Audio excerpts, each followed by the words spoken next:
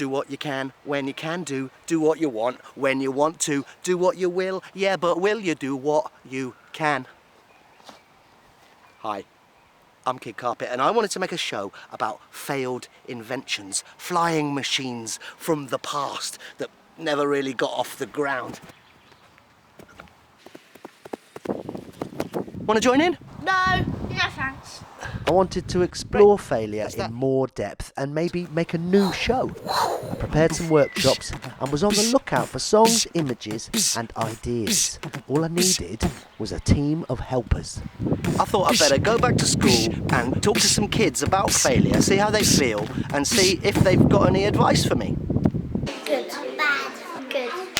Happy. Sad. Yes. I'm good at front flips and I'm bad at back flips.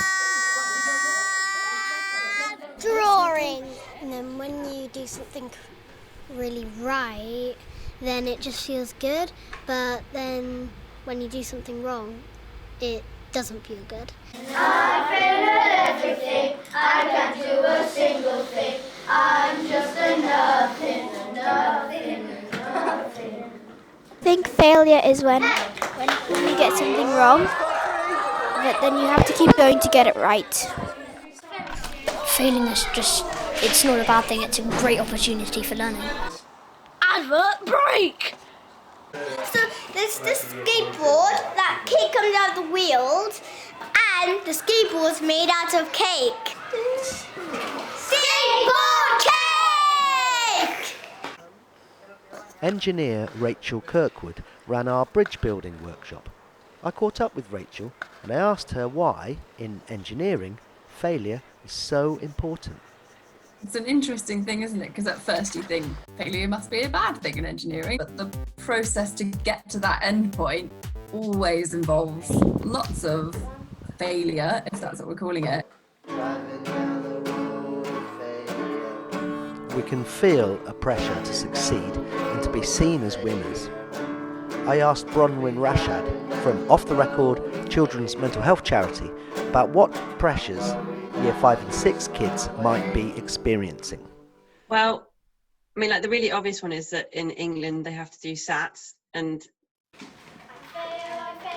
you know, around that age, sort of going on to like 10, 11, is when our identities start becoming a bit more real, and we might be starting to become aware of where we feel comfortable with our identity, or maybe bits of our identity that don't quite fit with the story that our family's got about us. I always wonder whether when we put all this emphasis on a particular kind of life stage, that we actually make it more of a thing than if maybe we just kind of did it.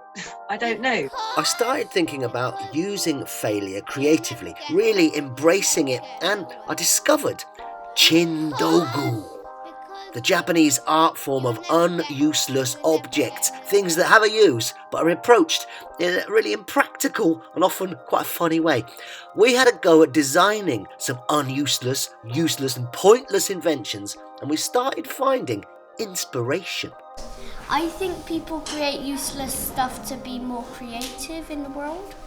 It's like cool because then you can see like different things that are not normal, and then it feel like more like unique. It's a bit like using your imagination. Like when you think of stuff, like it's like if people see it, they'll be like, "What is that?" And they look at it and they're like, "That's so cool."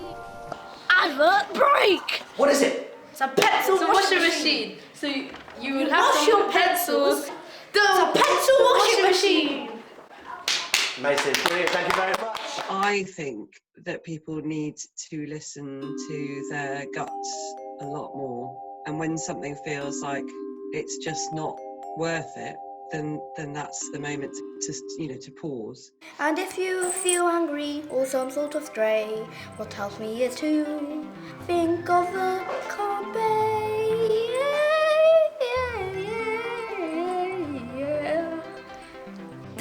I think it was such an interesting project because when I got involved with it, I thought it was about engineering. I came in from that side of things, but actually it was so much more than that. Yes, we used that as a kind of example and an area to talk about, but it applies to just everything in life. And I think it was really interesting to learn the feelings and emotions and opinions and everything that children as young as, you know, even some of them were like 5 that we were talking to, weren't they? What they already feel about failure and opinions that they've already formed, and possibly how that might be stopping them from doing things that they might want to do. So yeah, I think it was just really eye-opening, and you know, we didn't come up with answers. I don't think there is an answer, but just to appreciate what's going on and maybe try and open up people's perspective. So, what have I learned from this epic fail of a project? Well, you never know when a global pandemic is going to come along and stop your show about failure before it even properly starts. There's failure for you. There is no simple answer. Life isn't easy. Sometimes difficult things can be the most rewarding, but don't be too harsh on yourself. Nobody really minds if you make a mistake.